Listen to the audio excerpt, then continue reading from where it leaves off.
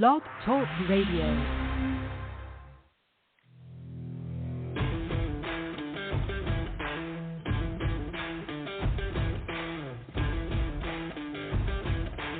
The following broadcast is brought to you by the iGolf Sports Network.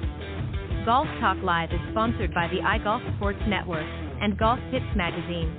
Here's Andrew to tell you more about our sponsors.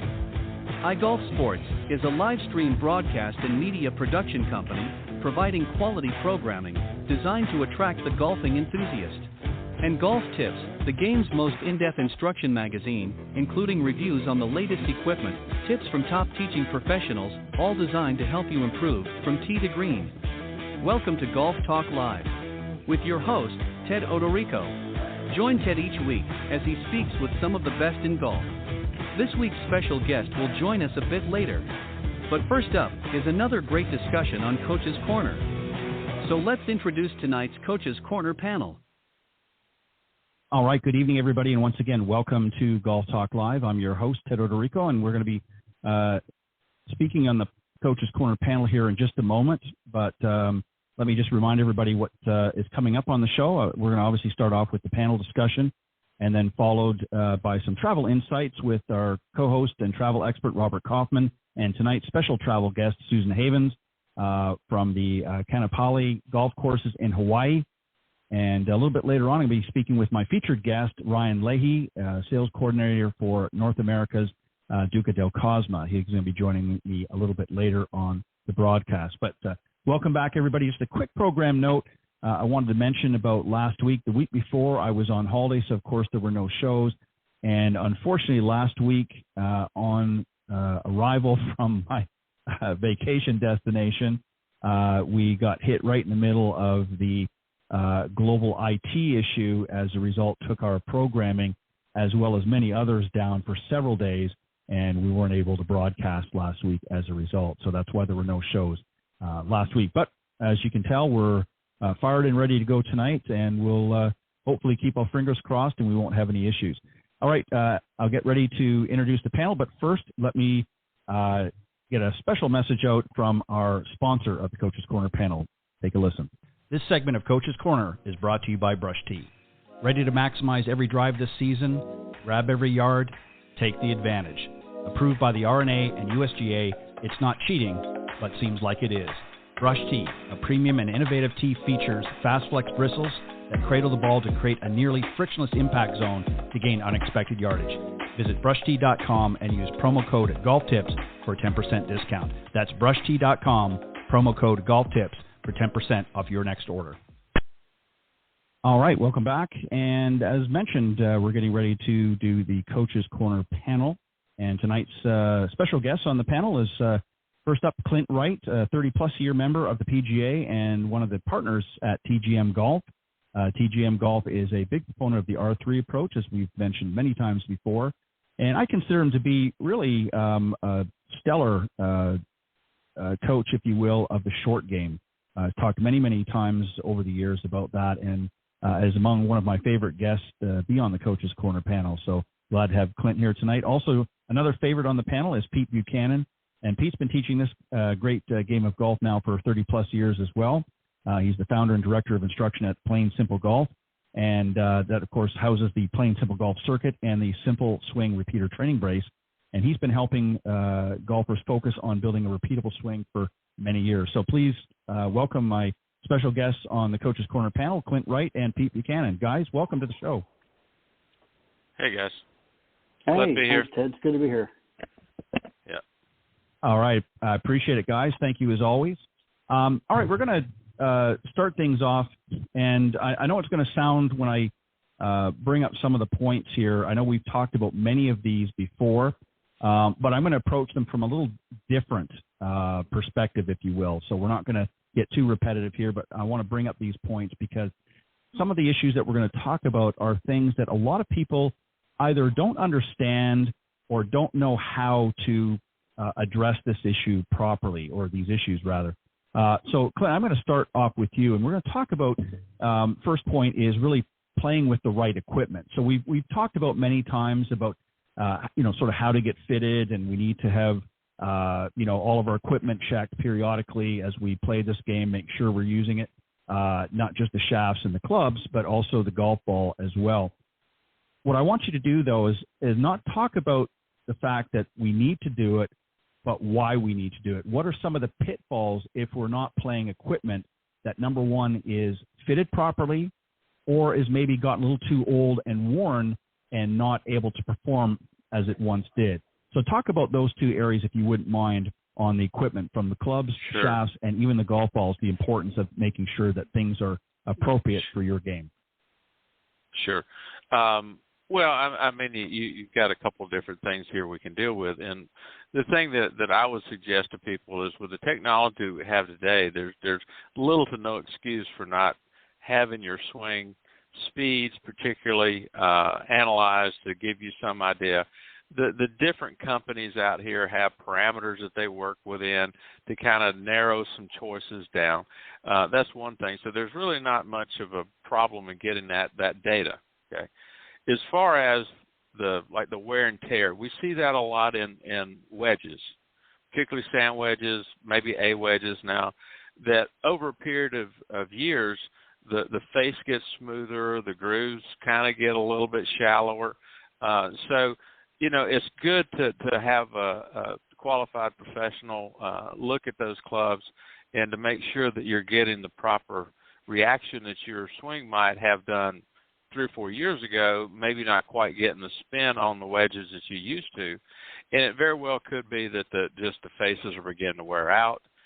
It's not your swing has changed, but the equipment is beginning to not have the effectiveness that they did when they were new. So that's a good place to start as far as wear and tear.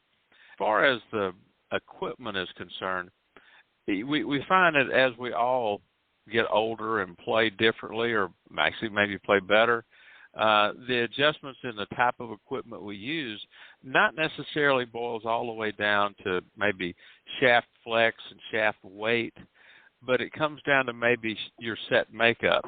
In my opinion, is just as important, if not more important, is that maybe I'm not getting the club head speed I used to, so I'm not getting the trajectory balance out of my long irons. We see a very popular thing today. We go to the hybrids. So we're really starting to try to match up maybe old shot patterns, but with a much different piece of equipment than what we may have done 10 years ago. That 3 and 4 iron is gone now, or maybe even down to the 5 in some places. We still want that shot that we had before, but the type of club we have to use to get it will definitely change. And to the credit of the golf manufacturers out here, they've recognized that we have, we're playing longer, and they began to introduce the hybrid a number of years ago that have now really caught on. And we start looking at, I know when I'm dealing with a student or a client, let's try this 6 hybrid out to replace that 5 iron.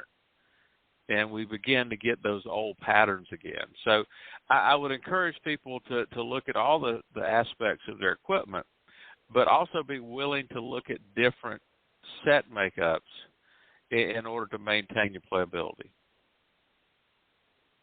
Some great points. I think that's really what I was getting at, is I think a lot of people don't look at making some changes within the bag itself. And I don't necessarily, as you pointed out, not necessarily changing everything over, but maybe eliminating some clubs and adding other ones in. Sometimes it could be something just as simple as that.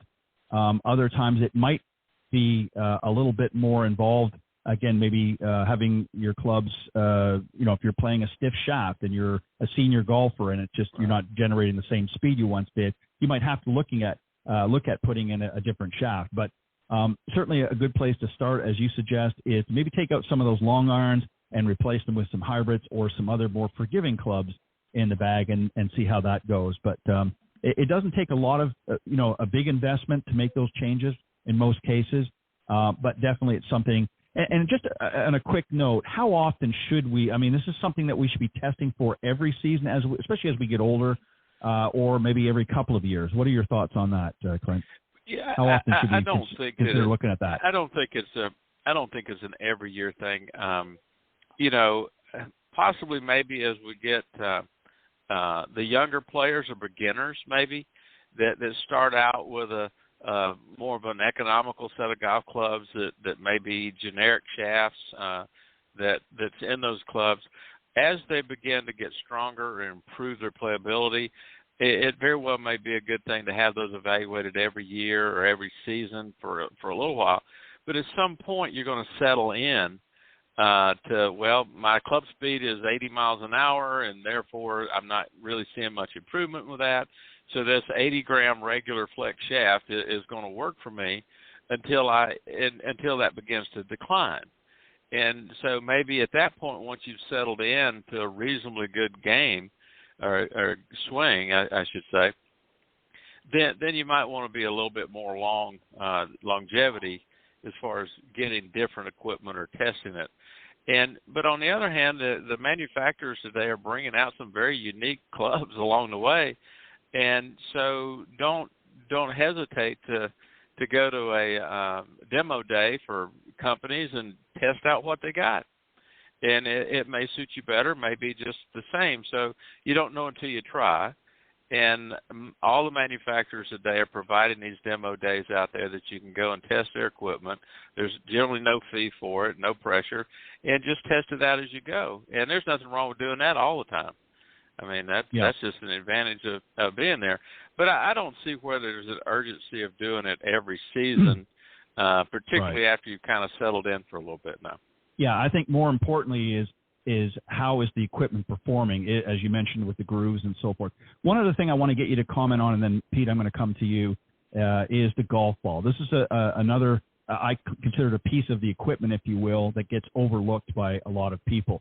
There are so many golf balls on the market. Obviously, there's personal preferences, what brand you want to play, but there's also different compressions, and that also affects how the golf ball is going to react based on your club head speed and so forth. So touch a little bit on the golf ball. Is this something that we need to be more mindful of as well as the equipment? Is the golf ball, make sure we're playing the appropriate golf ball, or what are your thoughts? Well, I think we have to analyze that question by the player. You know, as Pete and I, and you too, Ted, has been in this business for a long time, I've always recommended to some of the beginners is you want to play the cheapest ball you can find. And because in the beginning, it really doesn't matter at that point. You're just learning to try to make contact with the ball. Once you've moved into, I think, reasonably maybe a handicap in the low double digits and single-digit handicappers, and obviously the quality top-end scratch players, they're going to be able to see a different production out of certain golf balls. Okay? And it's a very personal thing, all right? Some people have a little shallower swing arc, so maybe they need a ball that's going to give them a little bit more spin. If you have a little bit steeper arc, you may need a ball that's not going to spin as much because you're going to put a lot of spin on it anyway. So those things I think are very personal. So I think as you progress and improve your ball striking, and there becomes a definite, hey, this ball is not doing as well distance-wise or maybe spin-wise around the greens, where I see the most important thing is around the greens, as far as being able to find a ball that's consistently spinning the same way, and your putting is important as far as the feel of the ball coming off the putter face. But in the beginning, as beginners or maybe, high handicappers, I just don't see where there's a dramatic need to analyze the ball that closely. But as you become a better player, the top echelon players, it's obvious they're going to know the difference, and it becomes very important.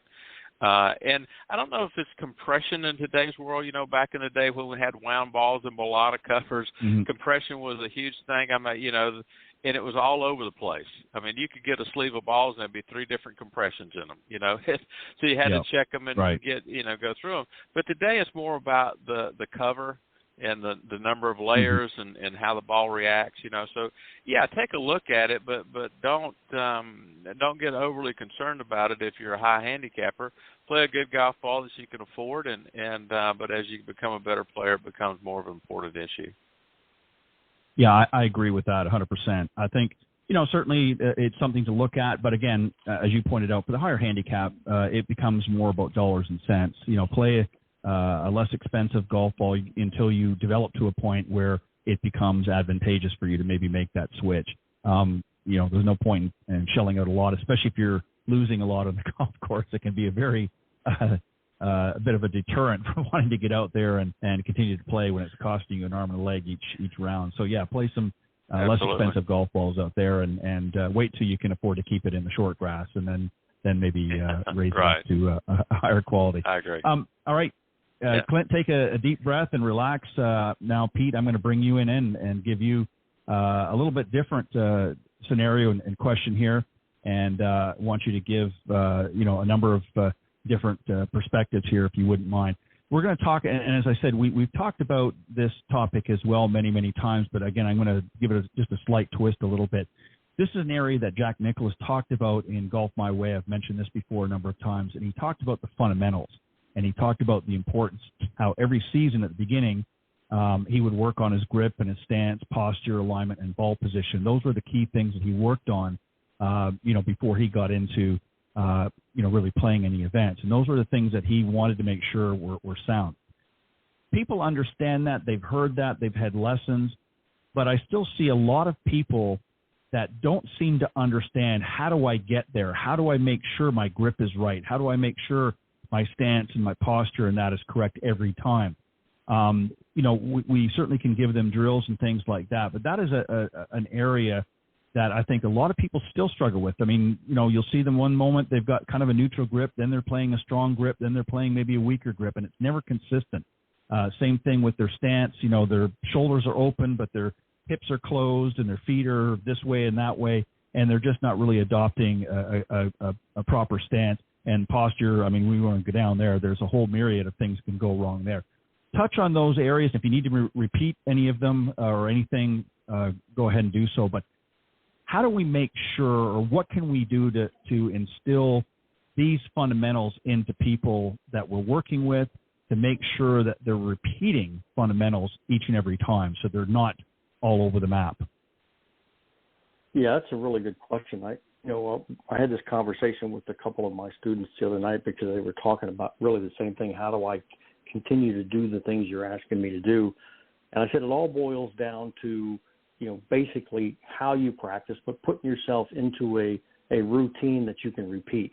I didn't say a ball flight you can repeat, but a routine you can repeat. When you go to the golf course, you have a routine that you tend to use when you're trying to set up to a ball on the course, but they hardly ever do that when they practice. And I suggested to these two, because these guys could have about 6 balls in the air at the same time because they go really fast. I said, when you go practice, put the basket about 10 yards behind where you're hitting from, and you can only get 1 ball at a time.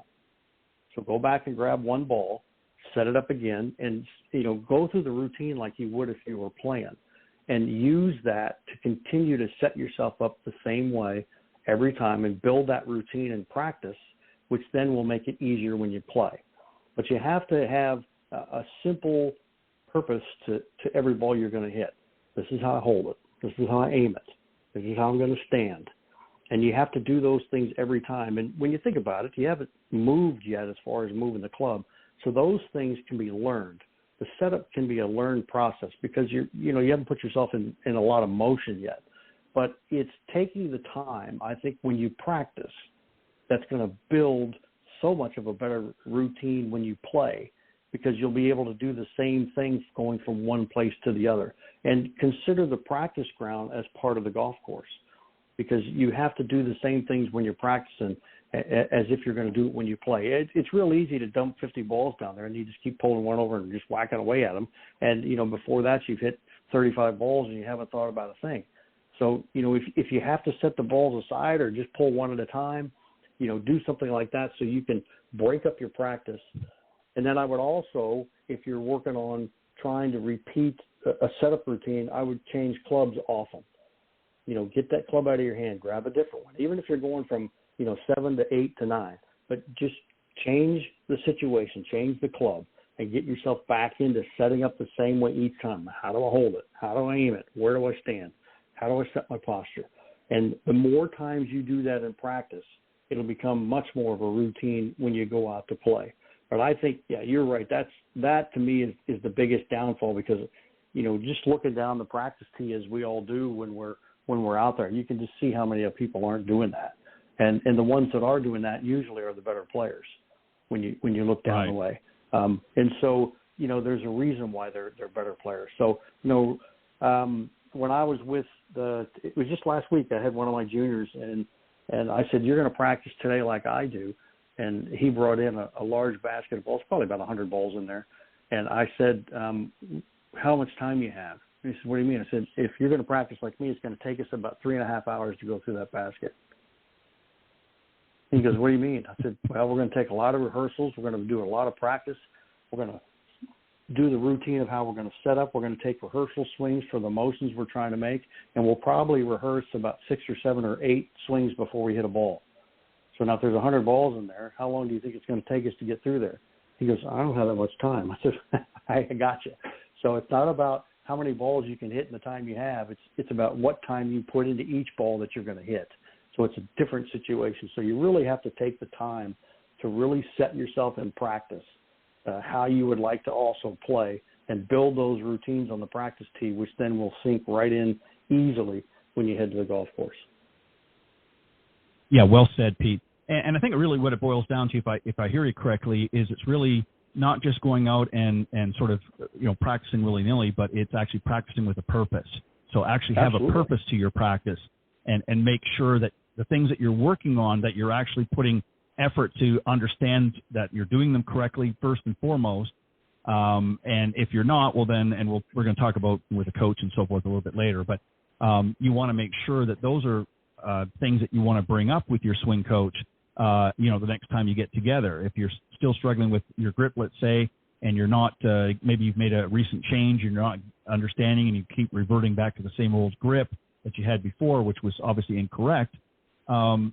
You want to make sure that you fully understand stuff.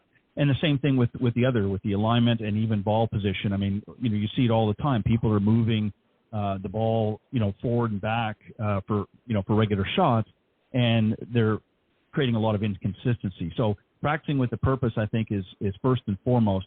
And what I want to ask you this, Pete, just sort of a follow-up. We've got things, as I mentioned, like grip, stance, posture, alignment, and ball position. Is it okay if I'm out, let's say, for 25, 30 minutes in a practice session on my own to maybe just take 1 or 2 of those and really dial in on that during my practice session rather than, obviously you have to focus on the others, but is it maybe to really try to perfect it? Is it okay to maybe pick a couple of those this time and maybe 2 other ones or 1 other one the next time? Is it okay to do that and really dial in during that practice session on either or a couple of those fundamentals? What are your thoughts? Yeah, I think you can do that, but really, when you really look at the setup, grip, aim, stance, posture, it's really not hard to get all 4 of those done pretty quickly when you set up to it. And I think it builds more of a what's the word I'm looking for? Complete setup routine if you think of and work on all 4 of them. But if you've got something like I think the grip change is probably the toughest one. So if there was one I think I would work on independently, it would probably be that. I think a lot of times they just don't like the feel of where their hands are, even though that produces a totally different ball flight that they need. I think that one's a little bit tough. So I could see working on the grip, quite a bit. But I think aim and where you stand, the ball position. Those things have to become more routine because what's the first question we always get? I want to be more consistent. Well, now they got 14 different setups. So how on earth are you ever going to be consistent when you never set up the same way twice? It's never going to happen. No. So, you have to really build that routine and some consistency in how you're setting up to it, which then can build some consistency in how you're going to hit it. But, coming from the Jacobs schools, which we were all about grip, aim, stance, and posture, we just built that into a routine for everybody. And it really doesn't take that long to do. So I think as a full discipline, I'd rather have all of those done together all the time. But if I was going to pull one out, like I said, I'd pull the grip out. I think that one's the one that people have the most trouble with. Yeah, I agree. And there was a reason I asked that. Obviously I knew the answer as well, but I asked that because I've had people say that to me, and Nicholas talked about this in Golf My Way as well. He focused on all of them. Again, he could work on the grip at various times, but he did it. He set up with every club the same way. The ball position was in the same, his alignment, his posture, everything was exactly the same. It just he swung 13 different clubs, obviously excluding the putter. But his approach to it was exactly the same. The only difference was each club was a little bit shorter, and the swing was a little bit shorter or longer depending on which club he was hitting. But essentially, his grip, stance, posture, everything was exactly the same. And of course, the ball position for him, Nicholas played a little bit different. He played it in the same position and just adjusted his feet accordingly. But I agree. I think you have to work on everything. And because if you focus too much on one and you're not paying attention to something else, then it's very easy to get out of sync. And this brings me to the next question, Clint, and I'm going to come back to you, and that is your timing and tempo. This is something as well that a lot of folks really struggle with, is they don't understand how to sort of tap into their natural body rhythm. Everybody has a different body rhythm. It might be a little faster, it might be a little slower, but everybody does have a tempo or body rhythm, and that's really how you should base your golf swing on as well. Give us some thoughts here. Oh, I couldn't agree with you more. The trick to it, if there is a trick, it really comes down to how, we talk a lot about course management, right, over the years. And I've come to realize the course doesn't need to be managed. It's going to be there. But you have to be self-managing. And what I mean by that is how you controlling your breathing and your emotions when you're practicing. Pete brings up a good point about practice. You want to practice the way you intend to play. And I think that's one of the areas that we miss on, that you see a lot of people, as he described as well, on the practice tee just banging balls, trying to figure out how to hit it. I prefer to see people say, okay, well, let me figure out how I'm going to play. What's my emotions going to be? How do I control my heart rate to where I am in that normal, natural state for me as far as body tension, breathing? Then my natural tendencies will show up because it's exactly what we call it. It's a tendency. It's what I do. But in order to get to that normal position, we have to be aware of what's happening to our body structure, the chemistry of emotions and not breathing properly. And we hear it all the time about, you have to breathe and, bring your heart rate down, those kind of things. But I think it's extremely important for your natural rhythm to show up. We got plenty of examples, and probably the ones that you hear about is Lanny Watkins, very quick tempo. But I think it was a relaxed tempo. He wasn't tight. Okay, you look at Ernie Els. Obviously, he's the Big Easy. I mean, he's got this real flowing, natural art and tempo about his whole mannerism, right? And so you have to be able to tap in and become aware of, okay, when I have that rhythm, how did I get there? What did I do to get my body to relax, take breathing, get my heart rate down, fall into my normal, relaxed body tempo? And you can watch people walk and see them when they're relaxed and out strolling with the family or whatever.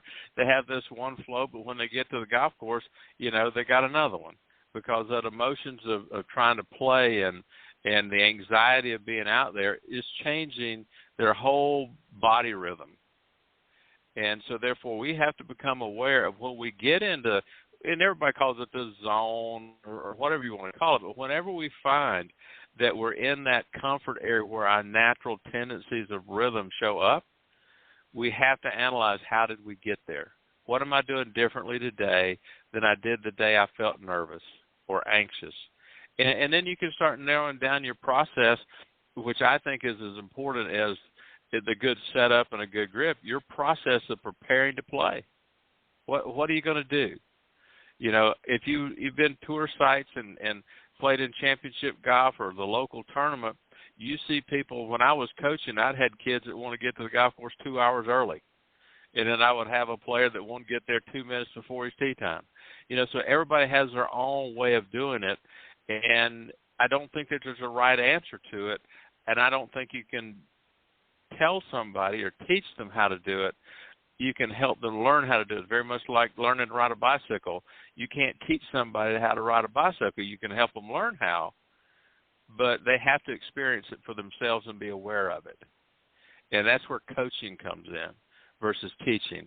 I want to coach you, help you become aware of how you can find your natural body rhythm, and most importantly, remember how you got there the first time to where it can be repeatable. Yeah, and that's a great, you really bring up a great point, because, again, it's helping people find their natural body rhythm. Too often we see players, we hear them say, well, I want to swing like so-and-so I see on TV, and there's nothing wrong with wanting to emulate a top player, but if their body rhythm is different to yours, as the examples you gave, if you're somebody that has a very quick pace, if you will, to the way you walk, the way you talk, and that sort of thing, to try to slow that down to, say, Ernie Els speed or Ernie Els rhythm is going to probably create more problems than good. Or conversely, if you're somebody that's kind of like an Ernie Els, to try and, ramp it up, like some of the more quicker-paced players or rhythmed players, then that's also conversely going to create some issues as well. So I think it's very important, as you said, you need to find what your rhythm is and what your tempo is, and then sort of bring the best of that out and work your game around that, and not try to match somebody else's, because that's just, I think, a recipe for disaster. So well said. Absolutely. Pete, I'm going to come back. Yeah, Pete, I'm going to come back to you, and we're going to dial a little bit into the short game, putting, chipping, and pitching. I know this is a favorite of Clint to talk about as well. So, Clint, I'll let you dive in a little bit afterwards if you want to add some thoughts or comments as well. Again, it goes back to what you were talking about earlier with the fundamentals, Pete, and that is really practicing with a purpose. All of these areas, I think we would all agree, are crucial to scoring low, getting some low numbers. Obviously, you want to keep it in the fairway, so hitting a good drive off the tee can be paramount, but it's not a requirement. You can still get a not-so-great tee shot and still keep it in play with a stellar short game. Talk about the importance of each area, and talk about how, if you were putting together a program based on maybe a 20-plus handicap, what would you have them focus the most on initially, and how would you guide them into a more purposeful practice routine that's going to help them excel in all three areas? That's a great question. That's a lot. Yeah, that's a lot. I know. Yeah. No, I mean, it's, when you're looking at that level of player, to me, first and foremost, I try to give every player an understanding of loft versus roll. And I think the better they can understand that, then they can adapt the shots they're going to hit to basically any situation. Obviously, the putter's going to be all roll. You hope it is. You got to fix it if it's not. But it should be all roll. And then if you go to chipping, you're going to have some air time and some ground time. But, how much air time and ground time does your 9-iron have versus your 8 versus your 7 versus your 6? So try to figure out, and I'll run them through routines where they practice, so they're going to figure out what that ratio is. What's my air time versus ground time with each one of these irons, so I have an idea. And then as I back away from the green, how do I adapt those air versus ground when I'm now going into a more lofted club, and how does that change the ratio then to fit it into those types of situations? So that way, when they go to play, they're less worried about the actual technique of trying to hit a ball. Now they're moving forward and saying, hey, I stepped this off. I know what this ratio is. This is my 8-iron. And so now they've got a better understanding of air versus ground, and now they've got more weapons in their bag for being able to get shots closer to it. I mean, you always have to go through the techniques. If I had somebody who was a 20, I'd start them off with probably putting first, because I'm more apt to go there, because I want putting to be pretty sound, because that can make up for a lot of other shots that you have, getting to where they can really roll the ball really well, so distance control is never an issue. And then I'll move into, chipping from there to get them to understand, near the green, what techniques are we going to use. And then from there, depending on which club you pick up, if we fly it to this point, how's it going to run? Where's the pin relative to where you're trying to go? But get an understanding of air versus ground first. And then as you start to back away from the green, again, moving into a pitching technique versus a chipping, and how to adapt the motion that's going to go from one that's a little lower flying, longer running, to a little bit higher flying, less run. But how to adapt the techniques of how the arms and hands and shoulders and body move as you're going from one position to another. So I think to me, I would build a program first of obviously working on all three at a time, but I want to get them in chipping and pitching to understand air versus ground so they know what those ratios are. And, the bonus to that is the only way to get to know those ratios is you have to practice. So they'll get out there and practice more so they can figure out what they are. And you can't just hit one ball to figure those out. You got to hit a lot.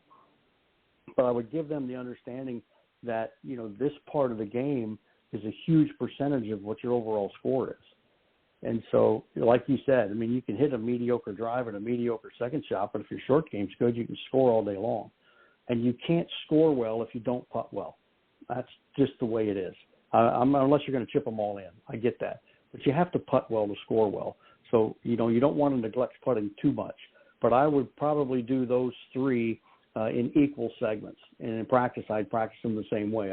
If I had 100, if I was going to practice, I'd do, a third for each one in the time frame that I have so that you practice those equally because they're all important. And, they're going to develop a better technique for how to strike the ball, but they're also going to gain a ton more confidence in the clubs that they pick. And now it'll just be easier for them to see, you walk up, you step off, it's this many paces to where I want to land it. It's that many paces to the green. In practice, that's a 9-iron. Off we go. And now they're going to see that the confidence goes up, and they'll probably start to hit a lot of shots, really close to the hole, and they'll probably start making some too, which, then the scores just plummet. But, yeah, I would build a routine of practicing, working on, start lines and distance control with putting, working on, techniques of chipping to get the, landing spots and air versus ground, and then backing away with pitching, understanding, how you change the length and pace of the swing relative to the loft of the club you have based on the distances that you have to go and understanding those loft and runs as well. But I think that's sort of how I would go about it, with that type of player and virtually basically any player. But, I would try to make sure that it's equal all the way around and really get them a great understanding of airtime versus ground time. Well said. I couldn't agree more. Clint, you're welcome to add any thoughts to that, but what I want you to talk about mainly, you sort of alluded to it earlier, and that is not so much managing the golf course, but managing yourself. And you can certainly apply it to this area, the short game if you want, or really anything. But this is an area that a lot of people really struggle with. And, Pete's given some good outlines of really what to look for in these three areas of the short game, the putting, chipping, and pitching. But we still see a lot of times, a situation where, somebody's just off the green a little bit. Maybe they're, 10, 15 yards off. There's no trouble in front. They're in a tight part of the fairway. And they think, well, I'm going to fly it on the green as opposed to maybe hitting a nice chip shot up there and getting it closer to the. So a lot of times their decision-making tends to be a little bit off. Maybe their putter might have been a better option. How do we get them to understand, okay, I've got a lot of different options here, but how do I whittle it down to make the right decision given the circumstances? And you can use an example if you want, but just how do we get them to dial in and manage themselves? Go ahead. It's really Pete hit all over it. I couldn't say it much better. But if you boil down what I got out of Pete's comments was, you have to know what repertoire of shots you have, and the only way you can determine that or develop the tools is to practice and do different things. See, I would argue the point that if I'm sitting there in that fairway that you just described, is that unless I've done the work that Pete described, I don't have a clue what my options are. I don't know what shot might work best because I've never hit that. I don't have the information or the historical experience to understand which one of those would give me the best chance of getting it close. So before I can, the one thing I was going over when Pete was talking was that, everybody told me, well, you have to have an imagination. Tiger Woods' imagination was great. See, I'd argue the point he had good vision, and he actually could read the shot he had. And then once he read the shot, then he applied, not imagination, he applied historical data to the shot he knew he had that would be the best one for that situation. Okay? He read the shot. I think that a lot of times people are very inadequate at reading the circumstances. And then once they pattern that might or might not work, okay, then what do you think their level of anxiety is going to be? I mean, it's going to be through the roof. So I can't, at that point, manage my emotions well. I'm going to be tight and nervous and chili dip it and skinny it across the back of the green, only because I was uncertain of the situation and also totally uncertain of what might be my best options, okay?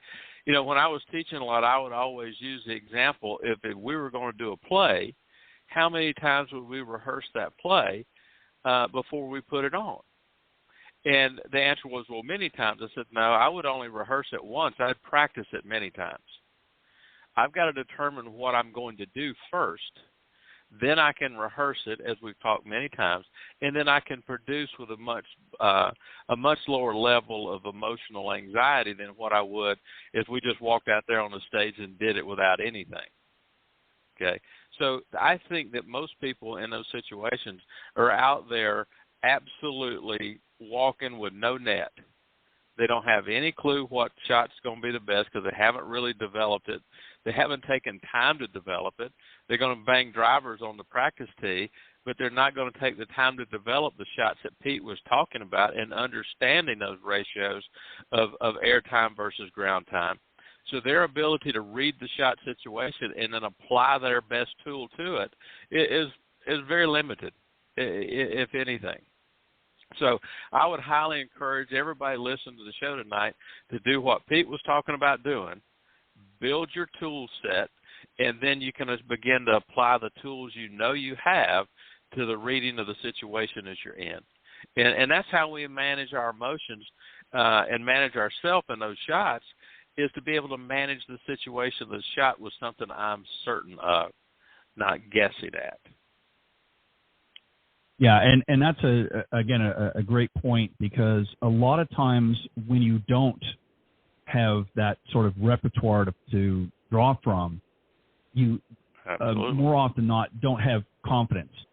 So when you step up to the shot, you mentioned Tiger, and it's very interesting because I spoke a number of years ago to somebody that was very close to Tiger over the years, and he said at any given time, and he probably had more than that, but at least 9 different approaches or shots every time he stepped over a golf ball. It didn't matter whether it was on the tee, whether it was on the fairway, or whether it was in the rough, what have you. Right. He had 9 opportunities to play different shots in his repertoire, and I'm sure over the years he built up even more. So he had a lot of options, I guess was another better way to put it. And I'm not saying you have to have that many, for most amateurs. Obviously he was playing at a much different level. But the idea is, if you haven't built your toolbox, as it were, then you're going to get up over those shots, as we've mentioned, and you're not going to have the confidence of knowing what to do. You're not going to assess it correctly necessarily, and you're going to end up making poor, a judgment call or doing things incorrectly because you don't know. And I think this goes to another issue as well, is keeping stats. A lot of players, I'm sure many, you guys have probably experienced this as well. A lot of times, especially your players that maybe play in more competitive tournaments tend to do this, but a lot of amateurs have no idea what their stats are. They don't know how many times they're hitting the fairways. They have no many times, greens in regulation, none of that stuff, bunkers, you name it. And they get out there, and not having that information to draw from, or those experiences to draw from, and knowing what your strengths and weaknesses are, puts you at a disadvantage. So you need to really focus and dial in on these different areas and make sure that you've got a repertoire, if you will, when you step over that ball each and every time. Last thing we're going to touch on, Pete, I'm going to come back to you real quick, and then Clint, if you want to have some final thought. And that is obviously signing up for lessons as early as possible in your golfing journey. I think that's important. Give me your thoughts, Pete, and then Clint, I'll let you do it as we get ready to wrap up. Oh, well, definitely. I mean, you want to be able to have an understanding of what you're trying to do first. We all see it so often. Every time I have somebody come in, I said, Tim, well, tell me what you're, why you're here, and then, explain to me what you're trying to do to hit the ball. And for the most part, I mean, they have some bits and pieces that are pretty good, but there's no real concrete path to understanding how they're supposed to strike the ball. And so I think if you can get that down really early and understand, cause and effect and how those things work together to get you to control the golf ball better, I mean, the sooner you get those things down, the easier your practice becomes, because now you have a roadmap for what you're trying to do instead of, just guessing what's going on. You can get with a professional who's going to really give you a good idea, a good understanding of what's necessary and how you move and the things that you do to make the club and the ball behave, and what causes what to happen. And I think the earlier you can get that, the more simple it's going to be for you in your understanding, but it's going to be a huge benefit for when you go to practice. So yeah, I definitely think it should happen really early. I couldn't agree more. And Clint, your thoughts on this real quick. I think I know you've mentioned many times is it's not just so much learning how to hit the ball and improve your strokes, but also learning to play this game. Learning to actually play the game of golf is important if you're taking lessons as well. Your thoughts there? Well, absolutely. I mean, I think we've stated that so many times now that golf is a game. If you just want to go to hit a golf ball, just go to the range and don't go to the first tee, which is okay if that's what you want to do. But golf is a game that we play, and I think that we have at some point, and I think Pete will agree with this, is that we have to, from a golf professional standpoint, we have to recognize when we have to stop being a teacher and become a coach. And I think once we have that feeling with our student, then we have to help them maintain their ball striking, but really begin to educate them on how to play. And I think this show tonight has been a lot about that. What kind of shot are you going to hit? Reading the situation correctly. That's playing golf. You've already done all the hitting over here to develop that toolbox. But I think from our standpoint, we have to take our student by the hand and say, look, you're hitting it good enough. Now let's come over here and talk about, how we're going to play. What are you going to do when your ball's here? Playing lessons are outstanding. But I think most people don't. We're not going to just go out and play. I'm going to put the ball here for you. That's a playing lesson. How am I going to play? I want to teach you. We want to learn to play the game, not necessarily just hit it. So we get in situations, what are you going to do from 150 yards downhill into the wind? Those kind of situations you put your students in. And in my opinion, that becomes coaching versus teaching. And I think many times that we fail our students by continuing to try to teach them versus recognizing when we need to become a coach and start coaching them, very much like any other sport, like basketball. A basketball coach is a teacher at practice, but they're a coach in the game. And we have to recognize that from our profession as well. Perfect way to end the segment. Thank you, guys, as always, for bringing your best. Real quick, Pete, best way if folks want to reach out to you, how can they do that? And then Clint. Yeah, very simple. PeteBuchananGolf.com. It's, all my contact information is out there. And as I always say, get a hold of me. Let's start a conversation and, get to working on your golf game and improve it. And again, Ted, thanks for having us on. It's always a great time. I appreciate it, Pete. Thank you as always. Clint, go ahead real quick. How can they get a hold of you? Yeah, absolutely. It's Clint Goff at 001@yahoo.com. And Pete's always a pleasure being on the show with you. It's been a really great show. I've enjoyed being here tonight. Yeah, absolutely. All right, appreciate it, guys. Thanks as always for joining me on the Coach's Corner segment. And you guys have a great weekend, and I'll see you next time here on Golf Talk Live's Coach's Corner panel. Right. Thanks, guys. All right, thanks, Ted. All right, that was Pete Buchanan and Clint Wright joining me on the Coach's Corner segment. We're going to take a quick break to hear from a sponsor, and then we'll be joined by tonight's travel guests here on Golf Talk Live's travel segment. We'll be right back. When it comes to golf, there are two topics that consistently come up: more distance and more energy. But hey, what if you could achieve both? Introducing Victory's carbon fiber insoles, the revolutionary performance insoles designed specifically to help golfers hit longer. Using patented carbon fiber technology, VKs do more than support your feet. Many golfers see a 1 to 2 mile per hour increase in club head speed. just by adding Victory insoles to their shoes. So if you want to up your game and feel better after a long day on the course, choose Victory's carbon fiber insoles. Visit Victory.com, that's VKTRY.com, and use code GT20 for 20% off today. This offer is exclusive for listeners of this podcast. Again, visit Victory.com and use code GT20 for 20% off. Order today to start feeling the difference on your next round. This golf travel segment is sponsored by Golf Breaks by PGA Tour. If you are tired of researching and planning your group's golf trips, let the travel experts at Golf Breaks by PGA Tour help. Get a customized golf trip with their hassle-free service and save money with their guaranteed best prices. Right now, Golf Breaks by PGA Tour is offering up to $200 off your next golf trip, exclusive to Golf Talk Live listeners. Simply quote Golf Tips 200 online or over the phone. Terms apply. Go to golfbreaks.com to start planning your next golf trip today. All right, welcome to this evening's travel segment. Excited to be joined by two great guests. Obviously, one is my co-host and travel expert, Robert Kaufman, and we're joined by a very special travel guest tonight, Susan Havens, the Director of Sales and Marketing at Kanapali Golf Courses in Hawaii.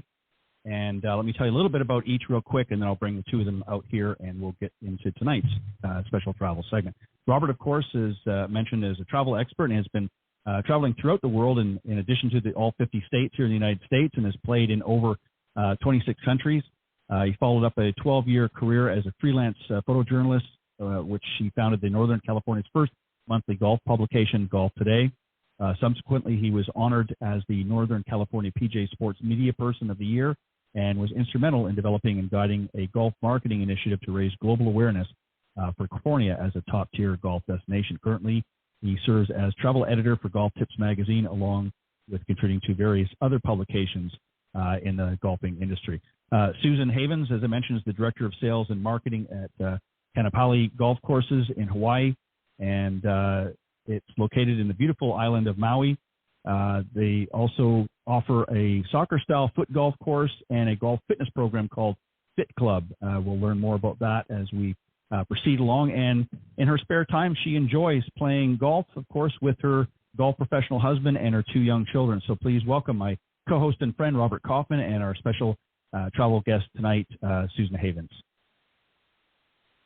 Good evening, both, Ted. And welcome to the show. Thanks, Ted. Nice to be here again. Aloha, Susan. Aloha, gentlemen. It's nice to be joining you as well. Well, it's great to have you on. Yeah. So, well, thank you. Go ahead, Ted. I was just going to say thank you both for joining me, and I'm going to turn it over to you, Robert. So you go ahead and let you host this segment as you always do. And Susan, thank you very much for joining us. And again, my apologies for last week. Unfortunately, we had a technical issue with that global IT problem that happened and knocked us off air for the week. So I'm glad you were able to come back and reschedule so quickly. But Robert, you go ahead and you can take over. All right, thank you, Ted. Great. I'll bring you back in for backup. So, Susan, yeah, good to have you on. I got to say, I've been traveling to Maui pretty much my whole life. Even long before my involvement in golf. But I'll tell you, once that happened, the trips became a lot more frequent, given there are so many golf over there. And of course, living on the West Coast helps when I can basically hop on a plane in the morning and be on the first tee or the beach by the afternoon. Enough time to get in 18 holes on any one of the dozen or so courses on the island. So, I'm in a good position. I love it. Love always coming over there. And, of course, Maui is right at the top of the list. And so as part of being Hawaii's first master plan destination resort, the two courses at Kanapali Beach Resort, they definitely jump to the top, given there's also a 3-mile stretch of white sand beach, alongside a large collection of accommodations, dining, shopping, a slew of outdoor activities, which I know we're going to get to. Given that picture, tell us why Maui is known as the Magical Isle. Well, great question, and certainly love to hear the feedback of you being such a repeat visitor, and the support really across the island is so strong because Maui is such a beautiful place, and certainly a place I think that you visit once, and even probably halfway through the first day, you're already trying to figure out how you're going to be able to make it back a second time. So that's certainly the beauty and magic of Maui that is so special to all of us, and certainly something we love sharing within the industry. Exactly. The other thing that, as you mentioned, of course, the golf, right? You come to Maui, you have all these great choices, and golf just complements all of the options, whether it be, in conjunction with going to such great restaurants, staying at so many beautiful resorts, going to the luau, watching the sunset, being out on a catamaran, all the different things that really all encompass your vacation and your experience. But, right. Speaking specifically about our courses, we do pride ourselves on a lot of repeat visitors playing our courses, and of course being local favorite as well. As you know, the Royal Kaanapali Golf Course was the original resort course on Maui. So being, quite a unique Robert Trent Jones Sr. design, it has been home to a lot of great events throughout the years. PGA Tour events, we've hosted the Senior Skins Game. We had the Golf Channel's Big Break, the LPGA Kemper Open back in the day. So it's really, you look at the history and the landscape of what the golf course offers, and then you look at the modern amenities that you have when you're in the Kaanapali Resort community. So it really is a nice blend of activities and superior golf. Oh, for sure, yeah.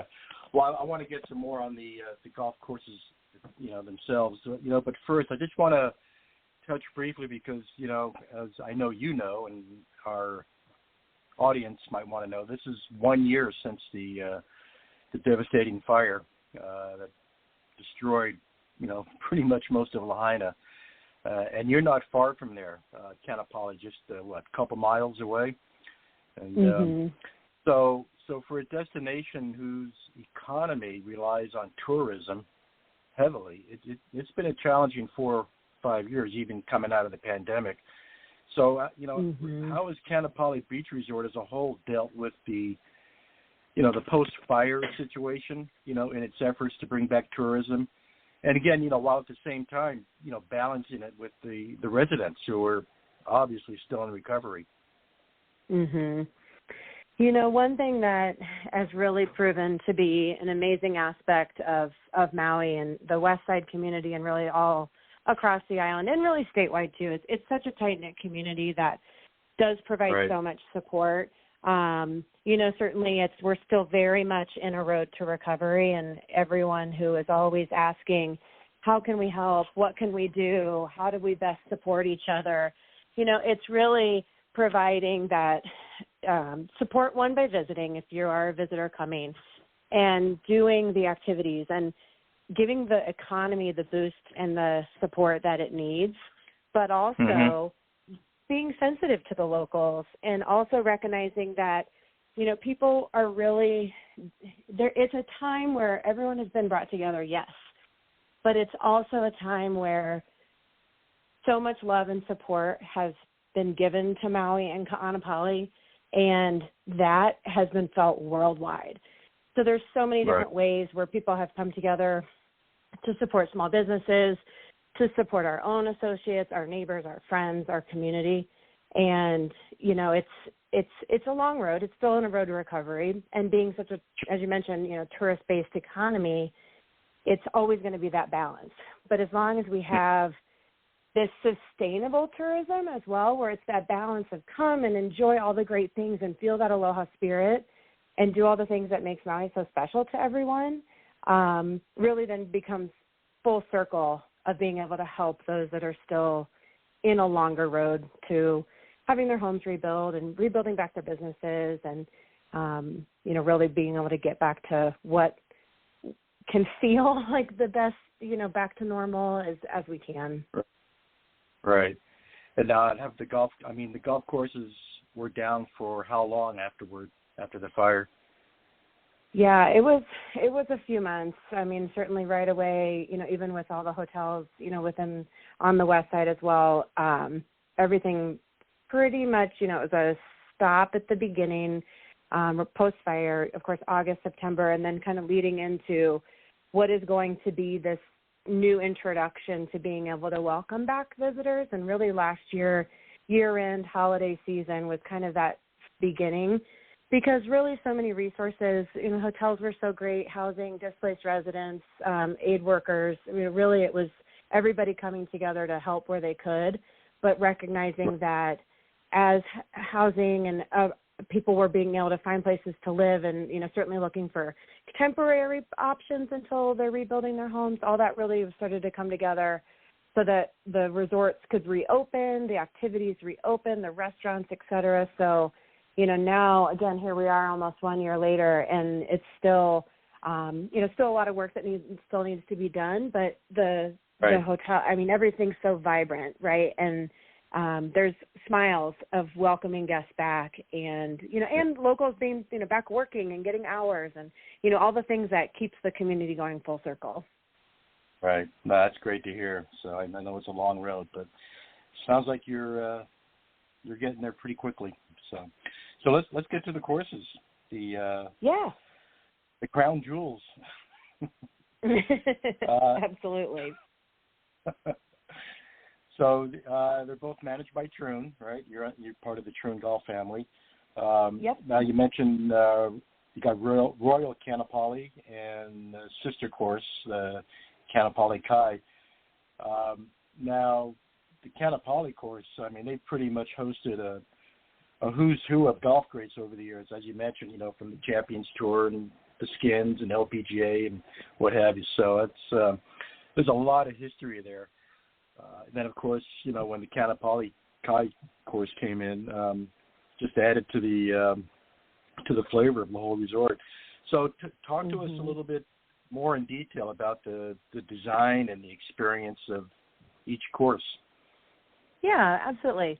The Royal Kanapali course is more of our signature style course, best known for our signature hole number 5 that extends 550 yards, par 4, really just hugging the shoreline of our Kanapali beach stretch and along the backside of a lava formation called Black Rock, and then making its way back up from as you look onto the West Maui Mountains. So it's just extremely scenic. And then what's nice about, really the layout of the Royal course in general is you have panoramic ocean views basically the entire time. But then you have enough challenging shots so that even what may look like, oh, this is beautiful, but you're up on the 10th hole of the Royal, lined by cook pines, descending just about 500 feet down onto the green, and you think, oh my gosh, this is so beautiful, but I need to hit this straight. So it's really nice to be able to have that balance of skills and oh, by the way, I need to focus here. And the Kanapali Kai course is great. It's only 6,400 yards, par 70, slightly more forgiving, but certainly a beautiful with panoramic ocean views and native flower. You've got hibiscus, you have plumeria, you have all sorts of tropical agriculture everywhere you look. The site where Kanapali Golf Course is built back in the day used to also be an active sugarcane plantation. So there's a lot of nods to the history that you see along the way. Arthur Jack Snyder originally designed the Kanapali Kai course in '76. And what I like about it is you definitely still have to focus on your strategies. I mean, the greens aren't necessarily the easiest greens either, but from my playability, I love playing the Kai because I feel like I can really work on what I think a really good score is going to be. Whereas my husband actually he has the course record for the Royal at a 60. So, he's playing the Royal all day long. So it's a nice blend, especially. Wow. Exactly. Yeah. So nice to have a blend of 2 different courses, 36 holes where you can, play 2 or 3 different times throughout your visit or, just focus on one and your skill set through that course set. Yeah, one of the things I really enjoyed about the Royal course is, as you mentioned, there's so much history there, and you guys took advantage of it. You placed plaques on each one of the tees, to signify different historical moment of the island. Yeah, each of the tee markers on the Royal has a Hawaiian name, and it's specifically named for a specific reason.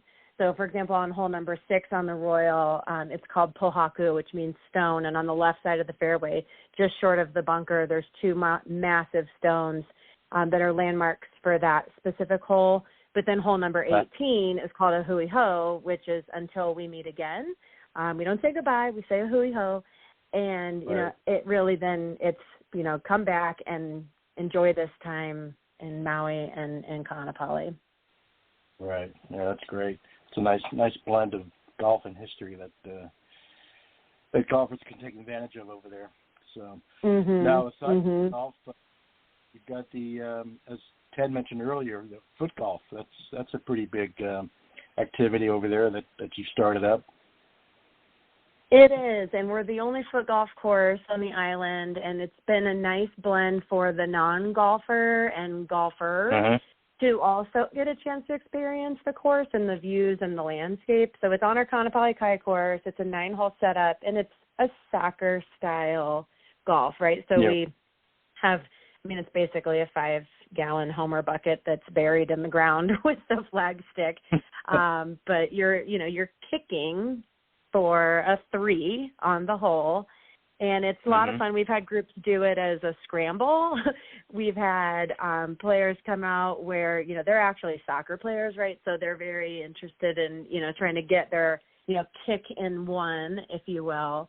But really it's good for families, kids of all ages, multi-generational families traveling together. It's every afternoon starting at 4:00 on the Kaanapali Kai course, and it's only $15 a player. And so, again, it's something that's nice to be able to do pre-dinner. Even if you did play golf earlier in the day and you bring the family back out to go and do a round on the foot golf course, it doesn't take too long. And it's a really fun, different activity to do together. Or as a social setting. We have a lot of clients that come out for weddings, and so, you kind of plan what day are we playing golf, and then what day is everybody coming out to play foot golf together for another social thing for friends and family to do together. The two don't go hand in hand at the same time, right? No. Yeah, it is post tee times for the Kai and does start on the first hole of the Kai. Unless the wedding party wants to play foot golf as well, right, as part of the ceremony. Yeah. Exactly. Yeah, we haven't had our first ceremony pre-kick or post-kick, but it's a nice activity to be able to do for everyone. Right. Now, explain what the Fit Club is. It's a fitness program? Exactly. So the Fit Club is very popular as well, especially for our locals, or also for guests that are, if they're staying for, a lot of times we get guests that are staying, 7 to even 12, 14 days. Basically, every day on the Royal after 4, you can walk, and then you, of course, carry your bags or if you have a push cart, but it's only $99, and it's a monthly fee, and you just play as long as, certainly light dependent seasonally. And it's a great way just to incorporate both, golf fitness, but also that time of day when the sun is starting to set. It's an absolutely gorgeous time of the day to be out on the golf course and meet other people too, and walk and have that time to be in a social space, but also just pair up with people who have also arrived for Fit Club. And that's been a really, really popular activity for really everyone who wants to be able to, even if they only get 6 holes in, just to be able to go out, walk a little bit, and then experience the Fit Club. Well, that's a great program that a lot of courses should do as well. Yeah, it's a nice time of day for us to offer it. Yeah. Well, great. The other good thing about coming to Kaanapali is you really don't need a car. You can come right? Because once you're there, you've got all these dining options, shopping, the hotels, everything. All the activities, swimming, snorkeling. You name it. You go on and on. Mm-hmm. And you don't need to go anywhere. So that's a great part about being at the Kanapali Beach Resort. So. Yeah, we have a lot of amazing hotel and resort condo partners. Of course, Whalers Village for shopping and dining, and then, as I mentioned, the Catamarans, that beach load from right in front of Kanapali Beach. It's a very easily experienceable destination with just so much to do. Or, a great beach and great pools at the resort to be able to find just that time to actually just relax and have some time to soak in the scenery. Right. And the weather never changes, right? Nope. It's either whale season or it's not. Our humpback whales come down to visit us from Alaska each winter. Yeah. That's how we use our seasonal calendar. But yeah, you got 85 degrees, high 70s at night, a gentle trade wind that blows throughout the afternoons to keep everything cool. And so it's really, there's not a bad time of the year to ever be on Maui. That's great. Awesome. Well, I'm ready to hop on the plane, as always. Well, can't wait to have you back, too. Ted, is there anything you want to jump in here and learn about Kanapali? I just want to know what time the flight is so that I can join as well. Susan, thank you very much for coming on tonight. Yeah, we might have to. It sounds like it. And I like, just very quickly, I just want to add, I really like the fact, as you put it, Robert, sort of beyond golf, is you've got foot golf and then you've got the fit club. So there's a lot of different options, especially for family-oriented folks as well that want to have some other options available. I mean, there's always so many great places to go and play some great golf, which obviously Kanapali has to offer, but you also have some other activities there as well that can sort of blends in very nicely with the golf as well. So kudos to you guys for doing that. Thank you. Very quickly, Susan, where's can you let the folks know the website that they can go to if they want to get more information? Yeah, absolutely. So our golf course website is KanaPaliGolfCourses.com with 2 A's. So KanaPaliGolfCourses.com. Social media, our hashtag is KanaPaliGolf. And another great resource for just trip planning is with our Kanapali Beach Resort Association. So if you just go to KanaPaliResort.com, that'll also guide you to where to stay, activities, the calendar of events that's happening, and certainly any other questions that we can assist with for trip planning to Maui. And easily fly direct nonstop from as major city hubs throughout the West Coast, Dallas, Denver, et cetera. So you don't have to do a whole bunch of layovers to try to get to see us. Great. So no excuse for not getting there. Well, thank you very much, Susan. Yeah, thank you very much for coming on tonight and sharing some of the information about Kanapali. And I'll read that website again a little bit later on my broadcast so that folks can go and visit after the end of the show. But thank you very much. And Robert, as always, thank you for doing a great job of hosting the travel segment here on Golf Talk Live. And I will see you next time on our travel segment. Thanks, guys. Hello. All right, good night. Good night. All right, that was Robert Kaufman and Susan Havens. Susan, of course, is the Director of Marketing and Sales for Kanapali Golf Courses, and you can go to KanaPaliGolfCourses.com is the website.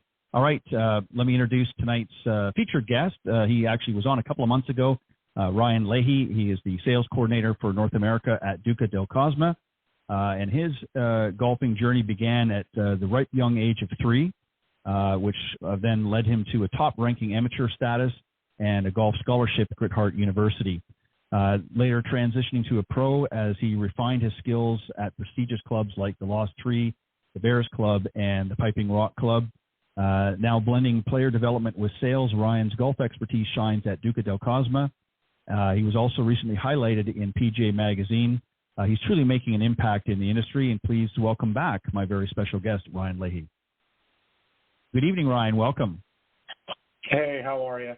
Thanks, Ted, for having me again. Yeah, no problem.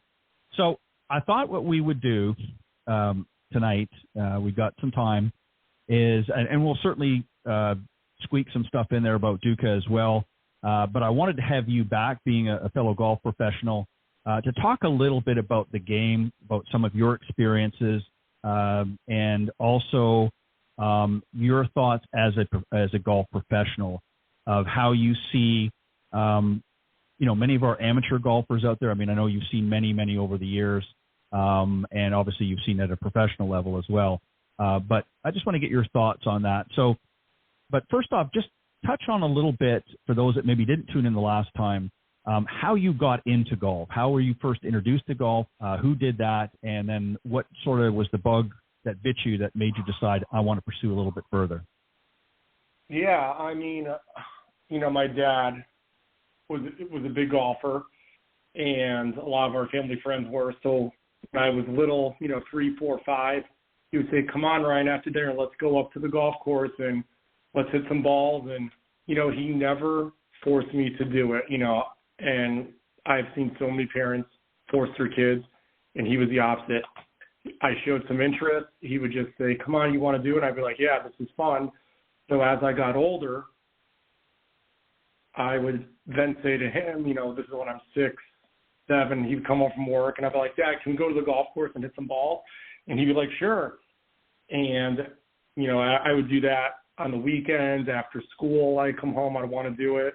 I'd want to just walk a few holes, carry my own bag with my dad or my mom, and just keep doing it. And then as I got a little older, I started to show some promise with my skill, and my dad's like, okay, well, he's really taking this seriously, so let's get him some lessons. And I started playing. I think I played in my first tournament when I was 9. So that was, I was 9 years old when I played my first tournament. So it's always, just being a kid, I just love doing it. And it's, even to this day, I love playing in tournaments. And now I take my own son, who's 7, and bring him golfing. Do you think it was important, Ryan, that your dad was supportive but not sort of overbearing? And the reason why I asked that is I'm sure you've seen with a lot of junior golfers over the decades that have maybe been pressured too much to perform and ultimately end up maybe not enjoying the game as much as time goes on because of the pressure. What are your thoughts there? Yeah, I think, I never felt I got any pressure from my dad or my mom, per se, for golf. They wanted me to do well. And I think one thing that I saw that was the difference with them is if I didn't do well, they weren't mad, they felt bad. Like, I remember coming home from a high school match, and my dad's like, how'd you do today? It was this one golf course that my dad had always done well at. And I was like, Dad, I did terrible. I think I shot like 84, 85. He's like, really? He's like, what?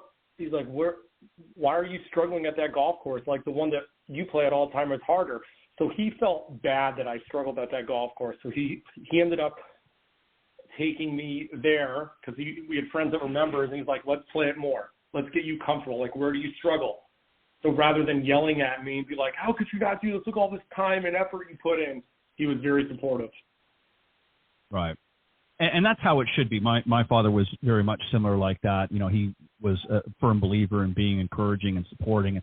And that doesn't mean that he wouldn't point out things that, if I made some errors or what have you, and how I approach things. In fact, he was one that was very sort of anti-anger, if you will, when it came to golf. He said, look, you know what, I don't want to see you thumping your clubs. I don't want you see you, stomping your feet. If you make a mistake, let's address it. Let's look at it. Let's see where the mistakes were and try to do better the next time. So he was very supportive that way with me as well. You've been on. My dad was the same way. Yeah, and I think it's important.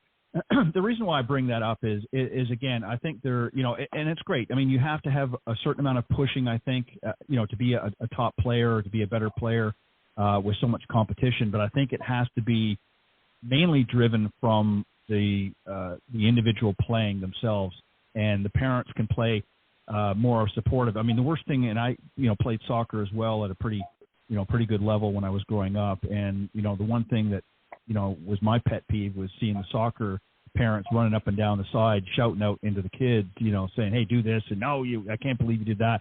It was very, overwhelming. So I think, you don't need that per se. And also, too, you know what, when you're a golf coach and you're working with your student, the last thing you want is to get mixed messages. So if the coach is telling them one thing and the parents are telling them other, it's very confusing for the student. So I think it's important, if you're going to sign your kid up for lessons and you're going to get them involved with a coach that's going to help them play competitive golf, then you need to trust the process and not interfere. So I think the sort of standing off approach is best.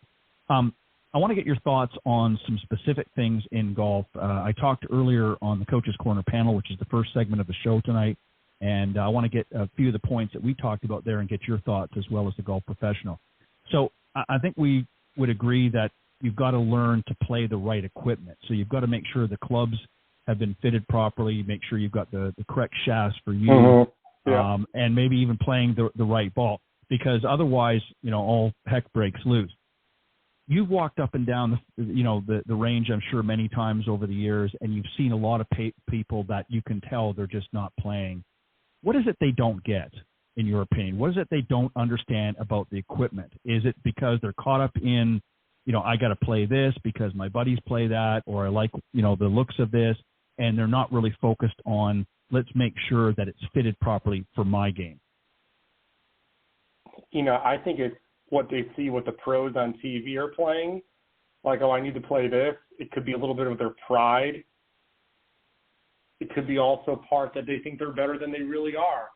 I mean, I can't tell you how many people I've met that said, say to me, they're like, oh, you're a big guy. How far do you hit the ball? And I'm honest. I'm like, I carry it between 290 and 3. And they're like, oh, yeah, I'm about 270 myself. They have no idea how far 270 is. People don't have an accurate account of how far they really hit a ball. Like, when I would give lessons, and I hear you laughing because I know you've heard the same thing. You're like, people, when I would give lessons and someone would be like, how far is that when you have them on track? And I'm like, yeah, that was about 230. No, really? I'm like, no, that's how far you hit your driver, 230. So I think people really don't have a realistic, they don't have realistic expectations, number one, nor do they understand really how far they're really hitting it, what shafts they should be playing. Everyone thinks, I got to be playing steel X100. No, play a steel regular 105 gram. You're going to increase your launch angle, your spin's going to go up, your club head speed, ball speed, smash factor, everything. So I just think people are just very blind to really what could help them. And maybe some just don't want to get better. Some are just like happy hitting it like that. They're like, oh no, this club's for me. You give them something that I know that's better, or Ted, that you know that's better for them. And they're like, oh, I don't like how I like how this goes better. So I'm like, okay, fine. I've mentioned this a number of times on the show. I primarily my thing as a golf professional was to really teach in the corporate end of things. I didn't teach juniors and so forth. So I taught a lot of corporate golf, and I can remember, it happened more than once, but I can remember one particular gentleman who certainly well off, had the money, wasn't an issue of that, but really had a not a very good golf game. And I remember at the beginning of one season, he came back and said, well, I'm ready to, give it another whirl this season. I said, great. And I noticed he walked in with a brand new set of clubs, brand new, golf bag and everything. And I said, where did you get that? And, he spent about $3,000 with everything he had. And again, it was not a money issue. I mean, he could certainly well afford it. And I said, I said to him, his name was Bob. And I said, Bob, you can't even break 100. And I said, you're coming out with these expensive clubs and you don't have the game really to support it. And I joked with him and I said afterwards that I said, I could have set you up for under $1,000 for everything that you've got here that would have been more suited to your game. And I said, you could have taken that $2,000 you saved and bought your wife a nice diamond necklace or something, and got a better mileage out of that $3,000. Yeah. But the point is, what I'm talking about. The point is that you're right. Yep. People see what they see on TV, or they see their buddies playing it, and they don't really focus on their game. And this, I want to talk about a little bit of practicing with a purpose. You had to practice for tournaments, and you may practice different than the player beside you, and some other competitors that you worked with. But you had a regiment that you did. What's if you were to sum up a pet peeve when it comes to practice in amateurs, what would be at the top of your list? You know, how about just not aiming at something and just hitting balls? I mean, so many people I watch, and I can tell they're not aiming there. They have to just practice. You need to practice with a goal, like you said, but just practice to aim at something. And people just hit, a 7-iron, and they have no idea where it's going. Like, they think it's a good shot, but in hindsight, their shoulders are open and they're slicing it, and they're not even aiming there. So I always would tell people to make sure when you practice, you're aiming at something so you have an idea of what you're doing so you can get instant feedback. Yeah, we refer to what you were talking about as sort of raking and hitting the golf ball. I see that all the time, when I'm up at the golf course, and, they'll dump out a bucket of balls and they'll just rake and hit one after another. Most of them don't go through a pre-shot routine of any kind, even though I realize they're on the range. But, again, you're there to practice as part of the preparation for when you go out in the golf course. And, if that's all you want to do, as one of my earlier guests tonight said, who's also a professional for over 30 years, he said, if you just want to be sort of a range rat, you want to be some guy that gets, just enjoys hitting golf balls on the range, fine, so be it. But if you truly want to become a better player, and I'm not even talking about getting to tournament level or a higher level caliber, but just a better golfer overall, you've got to learn to play the game. So was there a point in your career where you really understood all of these things that we're talking about and you really started to become a player? And I'm not talking necessarily top player or number one player or anything like that. I'm just talking about where you transitioned from, learning to hit the ball to actually now becoming a player and understanding how to put all the pieces together. When was that for you? Yeah, I think really for me that came later. I mean, I could always play, but you're going to be surprised when I tell you, I think that was, to me, right around when I was 22, 23, when I really figured out, a few things. One, I would start playing with really elite players that I learned, like in practice rounds for events. I watched how they prepared for events. I watched, how they practiced during a practice round. And just asking them advice, I can't tell you how many times I was fortunate enough to qualify for one U.S. Amateur in 2011 at Erin Hills. But I tried to qualify for that event a lot of times, and I was first alternate twice, second alternate. But the 2 years I was first alternate, I went 65, 75, 67, 76 the same day. So wow. I was always so concerned about my score. And these older gentlemen said, play for yourself. Don't worry about what other people think. Relax out there. I put too much pressure on myself. So right around that time, like when I was 23, 24, 25, it all came together. I knew how to play all the shots. My mental game was better. I used to get very agitated. I would, swear and let people know I was unhappy, have a very volatile temper. And right around that time, it just stopped. I didn't let anything really bother me, even if it was a bad break on a good shot. I just finally felt like mentally, physically, I had the whole package, and that's when I really started to play my best. Like when I was 25, I qualified for the U.S. Amateur and the U.S. Mid-Amateur in the same year, and I was also the medalist in both those qualifiers, and I was runner-up for Player of the Year in Connecticut. So that year, everything to me came together. That was probably my best year playing as an amateur. Wow. And, obviously it goes to, as you look back now, it goes to experience. As you gained more experience, you gained more confidence, and you were able to recognize that some of the things that you did in the past weren't really beneficial. They weren't working for you.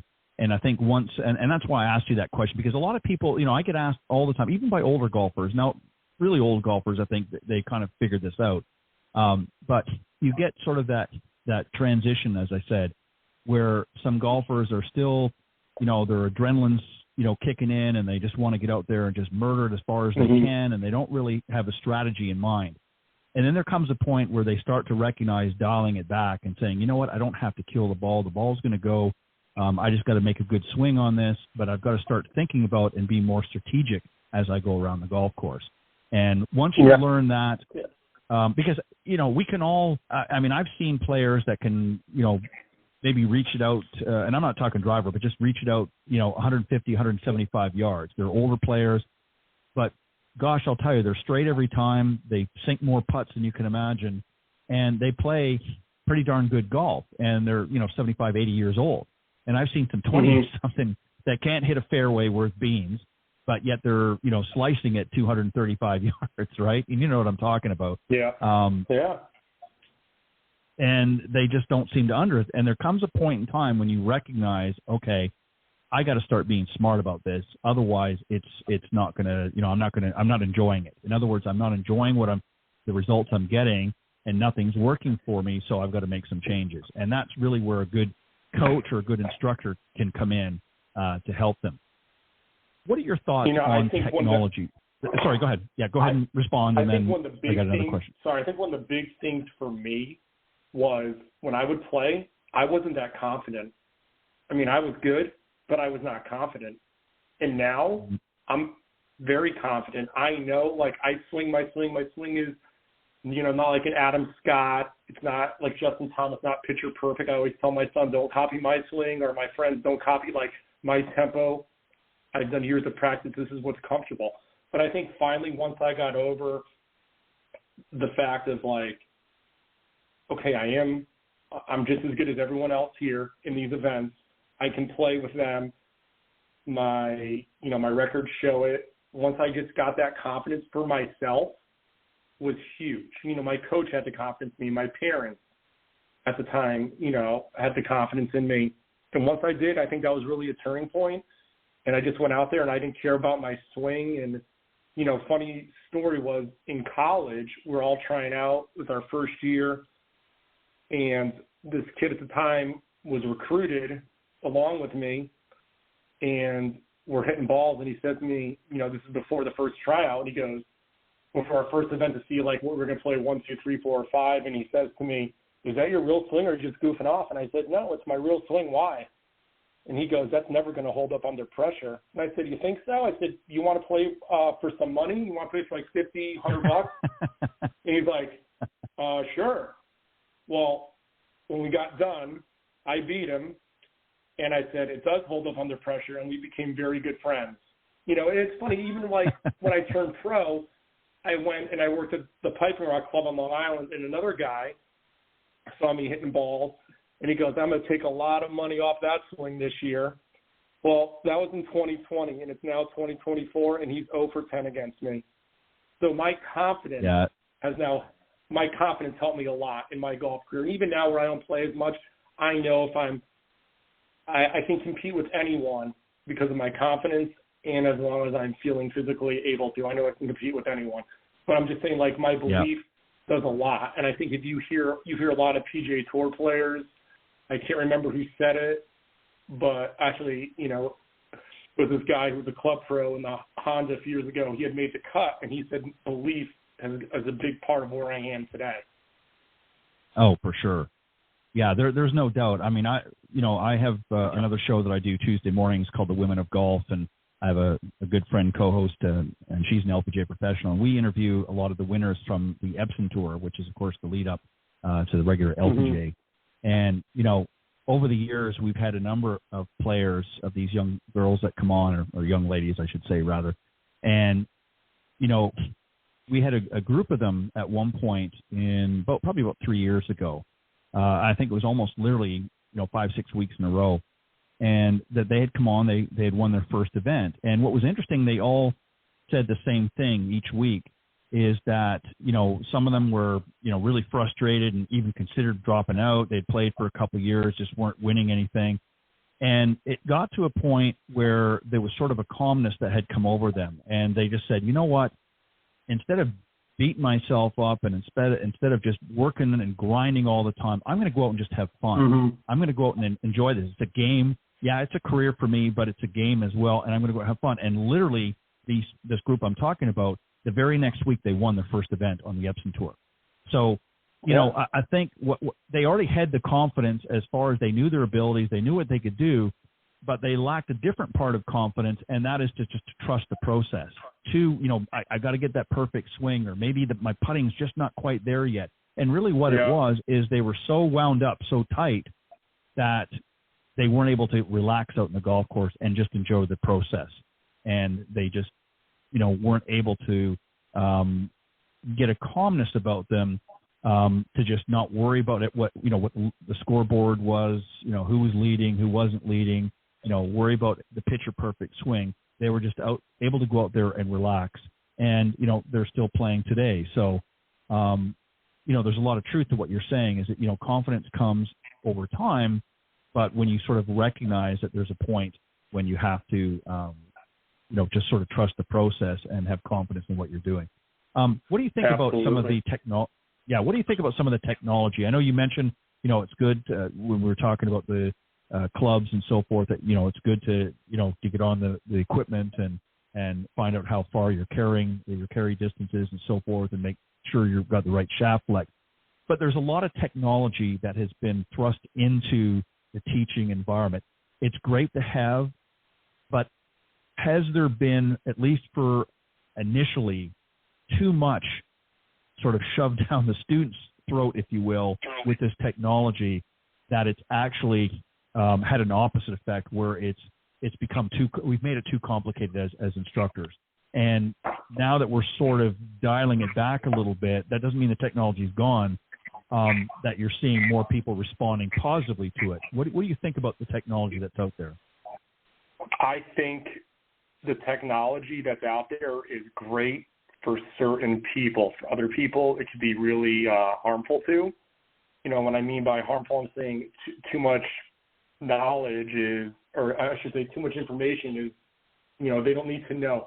I'd want to say, what's my smash factor? I want to be like, do you even know what smash factor means? You know, I would really try to, when I gave lessons at these clubs, you know, obviously we had TrackMan, we had body tracks, we had everything, like all the high end, you know, the K-vests. Yeah. But each person, I could tell, like if it's a beginner, okay, we'll put you on video so you can see your swing. I always thought that was important, but we're not going to go on TrackMan. You don't need to know, you know, especially when some person hits all their clubs the same distance. But now for more an advanced player, I think, you know, based on your ability and how you want it to be taught would dictate what I would put you on. And I think as long as the person, you know, I knew this one guy at the Bears Club. He was a, you know, 4 to 6 handicap, decent golfer. But he became so obsessed with his numbers on TrackMan. And I was like, that shot was great. He's like, nah, the spin was too low. I was like, what are you talking about? That's perfect. Look at it. I'm like, this was into the wind. And I said, the ball didn't balloon. It penetrated through it. Now it's too low. It's got to go higher. I was like, if it goes higher, it's going to spin off the green into the water. You're going to come up half a club short. Like, there was no getting through to him. So I think that limited how good he could have gotten because he was so obsessed with the TrackMan numbers. You know, it's one thing to see, you know, I was at the Bears Club to see guys like Matt Fitzpatrick, Alex Noren, Brandon Grace, Justin Thomas hit balls on TrackMan and look at their numbers. Well, that's one thing. These are the best players in the world. A 4 handicap is looking at the numbers. Like, you're better. You're better than 95% of the people that play already. You're becoming too obsessed with numbers. You know, I think this technology is taken away from feeling shots and seeing shots and visualizing. Like, I can look at a shot and know if what I did, if I got steep on it, if the shaft is too stiff or too whippy. I don't need a device to tell me. I can tell. And I think that's what has hurt people. They're too dependent on technology, like in the real world. Yep. And I think you raise a great point, Ryan. I think what I find has been a big problem is that, and again, it was, you know, when a lot of this stuff was first coming out in the market, it was very exciting, and a lot of the coaches, you know, got trained on it and so forth, and it was very exciting. So, of course, you want to share that knowledge. But really, that knowledge was meant for the coaches and the instructors to draw from and use that as a guide to say, okay, here's some issues we have. It wasn't meant to give a blow-by-blow of all the numbers to the students because, as I said, you get some now that are obsessed with the numbers, but also, too, it became information overload. So they weren't really teaching. They weren't teaching to the student. They were teaching to the numbers. And one of the things that I had seen or certainly had heard a lot about as well is from students that have been elsewhere and would come and say, you know what, I would say, well, why aren't you working with, whoever? And they said, well, to be honest, when I would go there, half the time they were looking at a monitor. And it was like, okay, well, go ahead, another one. And the numbers are blah, blah, blah. You're, this is why you're doing this. You're a plus this and minus that. Go ahead and let's hit another one. And they weren't really, communicating. So it got to the point where they weren't really teaching to the student any longer. They were teaching to a system. And right, whatever. And again, I'm not knocking anything. I think they're very valuable tools, but I think they have a place. And I think that we have to be careful in the industry that we don't, because I'll be honest, I know for a fact there were a lot of people, not tons of them, but a lot of people that had played golf for a long while, wanted to, equipment came out, they wanted to try it and see what it was like, and certainly were excited about it, but it got to the point where it either consumed them or they got so overwhelmed by it that they just walked away. They said it's made it too hard. They get too obsessed with numbers. They're not looking at the ball flight itself. They're not looking in, I've always been a field player. I've never been really a guy like, I want to see my numbers. I can tell you on one hand how many times I've been on TrackMan. I know how far I hit my clubs. I know what shafts I need. I think I'm a little bit more unique for the type of player, like the level that I was at one point, like the elite level. Like I never, I throw 3 balls on the putting green, just hit putts. I'm not getting out a putting mirror or a putting drill. I'm like, what are these guys doing? Like aim point. Like I was more old school. I would walk shots off. Yeah. I would do the yardage. I would look at a yardage book. The only time I look at a yardage book would be see, okay, what's the depth of the green, where the pin is, what's the distance to the front, and what's the distance to the back. I'm not looking at all these like, oh, it's going to break 2 feet to the left, 20 feet out. I think it, if you're an analytical person, I think it helps, this technology. But if you're more of like a field player like myself, I think it could hurt you. And I think if you look at some guys on tour that have gotten too obsessed with numbers, Matt Fitzpatrick, I know he won the U.S. Open a few years ago, but he is so meticulous with his numbers and everything. And I worry that he could just get too caught up in it. And there was players too. Yeah. You go ahead. No, I was just going to say, you look at players, Tiger certainly won, but you also, another area too was, there were a lot of golfers out there that were striving for the perfect swing. Nick Faldo comes to mind. He changed his swing. Tiger changed his a number of times. Luke Donald, was searching for the perfect swing. And, Tiger was sort of an exception, and certainly Nick did well as well. But, you look at somebody like a Luke Donald, how many events has he won? I mean, he was, had a great looking swing and could hit the ball solid and straight. But when you compare him to other players, I mean, you compare him, to like a Lee Trevino. Lee Trevino had one of the most unorthodox looking golf swings you could ever imagine. Arnold Palmer. It's probably Arnold Palmer the same way. A lot of players, Jim Furyk, had that little sort of loop at the top. But, they went on to win a lot of tournaments and were great players because they played to their own game, and they didn't, and not to say that they didn't look at stats or they didn't look at numbers and that, but, it's just, we could go down a whole rabbit hole with that. But I want to give you I think guys like Luke Donald, though, got too obsessed with the distance. And I think that's hurt a lot of players. A lot of players are chasing the speed. I mean, I know some of the guys that have, torn labrums in their shoulders because they're doing these swing speeds, trying to swing as hard as they can. Not everyone can be naturally gifted like a Dustin Johnson or a Brooks Koepka. It's okay to hit it. Look at a guy like Kevin Kisner who's said he's like they pay a lot of money for 20th. Granted his game's on the downfall now, but he's made a ton of money. He hit it like 275, 280. Everyone's trying to hit it like Bryson. I mean, I just don't see guys like Bryson or Justin Thomas with as hard as they swing, their lower backs holding up. I mean, look at Tiger. Tiger swung at it so hard and his body started falling apart. Well, I think part of the reason for that, I think part of the reason for that, Ryan, is this. I think the tour players today are not looking for longevity. They want to get their careers up front. They want to make their money now, and they're not concerned. They're not envisioning playing on the senior tour, or they're not envisioning playing, a 20-year career. someone like a Nicholas or a Palmer and some of these guys. So they're saying, okay, I'm going to, grip it and rip it now and make as much money as I can. And then, because you're right, these guys, all of these guys that you just mentioned that are really stepping on the throttle, if you will, what are they going to do when they're 55 years old and their backs are hurting and this ligament's torn and that wrist is hurting? They're not going to be able to play because they're going to be in such bad shape. You bring up a good point. They don't want to play. No. It's all about... they all want to win majors. And the only guy that's really won multiple majors, well, I guess now you can put Bryson in that because he's got 2 U.S. Opens. But I don't see really anyone getting to 10 majors. Maybe Brooks if he stays healthy. But again, he's so inconsistent, and now that he's on the other tour, I don't think his game's as sharp as it would be on the PGA Tour. No. But I really don't see anyone getting to 10 majors. None of them play that consistently. Maybe Scheffler, but again, everyone's like saying Scotty could be the next Tiger. He's got to play like how he is this year for the next 10 years, like Tiger did. Yeah, and that's Tiger was a diamond in the rough. That's a 1 in a million, the same as Nicholas was. I mean, Nicholas dominated, and that was a rarity. And that's not to say that other players didn't win. All right, I'm going to give you the last little bit. Hang on. Excuse me. I said that we were going to sneak in a little bit about Duca del Cosma because that's your gig now. So you're the sales coordinator for North America. Talk a little bit about that position. What are some of the things that you're really learning about that industry since working with them?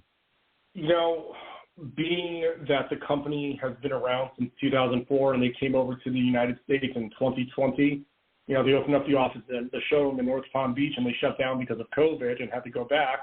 I think I've really been trying to utilize my connections in the golf world to try to get our brand more recognizable in the United States. Try to get people to be a little bit more open to our shoes, which are, more vibrant. I think our shoes, of all the shoes on the market, are the most electrifying, like the most beautiful, the best made. I think, people who are more traditional, like FootJoy White Saddle, I'm trying to get them to look at our shoes like this is more of a sport shoe. It's a lifestyle shoe that you can wear on the golf course, off the golf course. The colors make you stand out.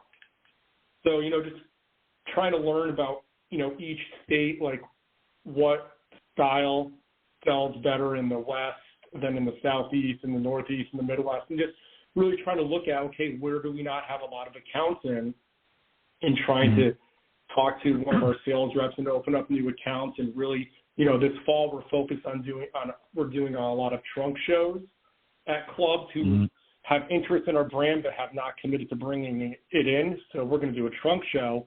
And if the trunk show has a lot of success and good volume, then the clubs will bring the shoes in for the spring.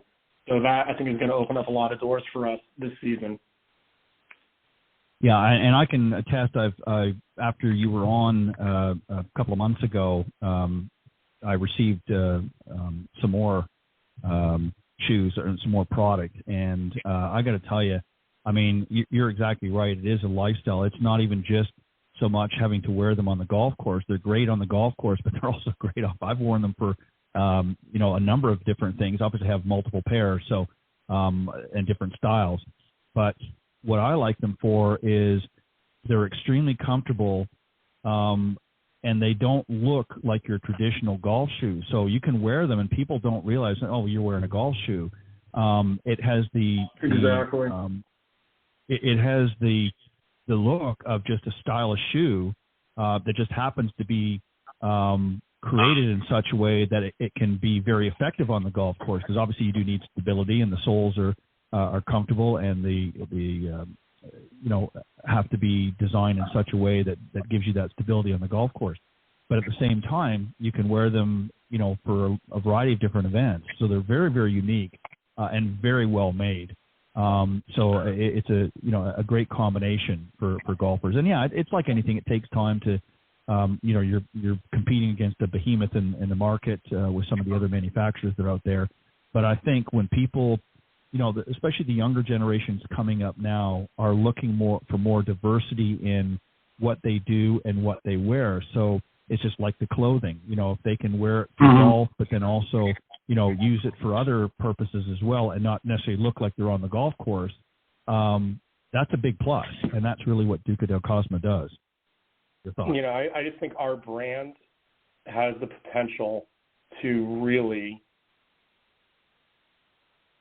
get people to switch from being like, an exclusive, like, I love the G4 shoe. I think people are going to be like, especially I've seen our line for 2025. I got my samples in, and the line for next season looks like, hands down, is going to be the best season that we've had. I mean, the shoes are even better. The styles, the fits, everything about it, we've made them a little bit lighter.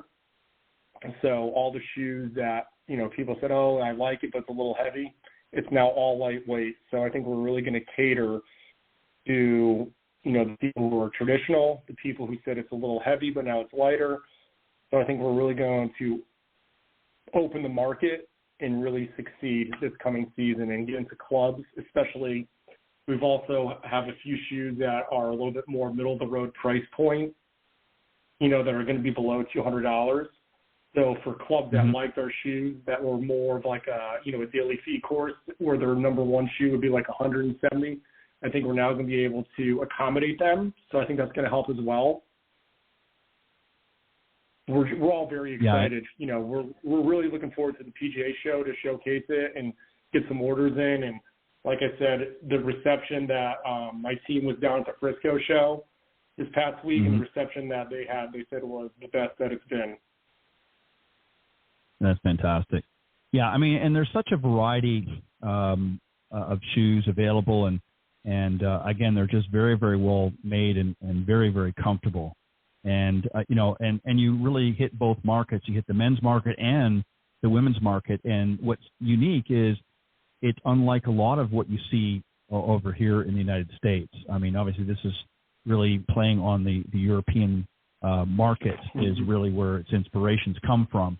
And it's coming in here, and it's, I know that at the show last year, from talking to you guys here a couple of months ago, is, did very well at the PGA show this past January, and I know you'll do very well, as you said, with what's coming down the pike for 25 next January. So I'm excited to see what you guys have planned for then, and we'll get you back on the show again, maybe just prior to heading down there. And maybe get a sneak peek as to what's coming out. But a lot of great stuff there. And as you said, it's kind of exciting when you're working with something that's very high quality and coming into really a relatively newer market for the brand. So there's obviously a certain amount of excitement for you in the sales end of things, and then also for the owners and so forth for their vision that they have to really make this a lifestyle brand. And I think they're well on their way to accomplishing that. Yeah, I mean, it's exciting for me because I believe in the product, so it's easy for me to sell because I know the product is good. And like I said, I have a lot of connections that I'm really, especially with this new line coming out, that I'm really going to reach out to and try to have, these clubs bring them into their shops because I know their members will like them. A better price point for some accounts as well will help. And I just, I really think that once people who have not heard of this shoe try it on, they're not going to wear anything else. And that's what we're hoping for. That we really get people that are like loyal to Duca del Cosma. What I really found that impressed me, in addition to obviously some very, incredible designs, is the comfort of the shoe. I mean, as I said, I have multiple shoes. I think I've got 3 or 4 now, all different, of course. And each one is uniquely different, but they're all, one thing they have in common is they're extremely comfortable. I mean, I've walked around for hours and hours in a pair of these shoes, and, walked on softer surfaces, walked on hard surfaces, and it's like literally like walking on a cloud. I've worn a lot of other shoes, not even golf shoes, even running shoes, that don't measure up to the quality and the comfort of the Duca del Cosma line. So, I think once people try it, that maybe haven't been exposed to it yet, and feel the difference of what they're typically wearing, you're going to see a lot of I think a lot of people, not just on the golf course, but off the golf course, wearing your product. So yeah, it's very exciting for you guys. I'm very, very excited. I think the thing that's also exciting is that all the feedback that we've gotten on our previous styles from years, we've taken that feedback and have improved, with sizing. As comfortable as our shoes are, you won't believe it, they're even more comfortable now. We have a new insole, which I tried on, and it was like, you took the words out of my mouth. It was like walking on a cloud. They're even more comfortable, which is great. So I don't see anyone saying next year having a negative thing to say about our new line. I think it's going to be the one shoe that you're even going to see hopefully people on the PGA Tour, LPGA, Epson, start wearing our shoes as well, because they're going to hear some of it from either their friends and reach out to us, and so that's what we're hoping for as well. Well, I'm excited to see the 2025 lineup, and I'm excited to try a pair as well. So I'll be looking out for those. And but Ryan, I want to thank you for coming on tonight and just having a great chat. Just wanted to have you back because I know that we spent a lot of time, and I know you're excited to talk about Duca del Cosma, and I'm happy to have that conversation. But I wanted to invite you back just to talk a little golf and just to get your thoughts on a few things and just kind of have a nice casual conversation. I know sometimes you probably don't always get to do that on air, and not always have to be business, but just have a relaxing conversation. I know the audience enjoys it, and always like to do that with some of my guests. So you're always welcome to come back, and I'll be excited to hear more about the 2020. Yeah, not a problem. Anytime, you're welcome back anytime. And just keep up the great work, and keep me posted on when things become available for 2025, so I can help spread the word, because it is a great product, a great brand, and a great company. If you're ever down in our area in North Palm Beach, please feel free to stop by our showroom. You can see, we have our samples in there for the new lines if you're ever down. And, we're assuming everything goes well, we'll be at the PGA show in January, and then we'll probably have our shoes. We'll start releasing like the 1st of March. Fantastic. For those folks that want to reach out to you, Ryan, at Duca, what's the best way you can do? Do you have an email on that you can give them?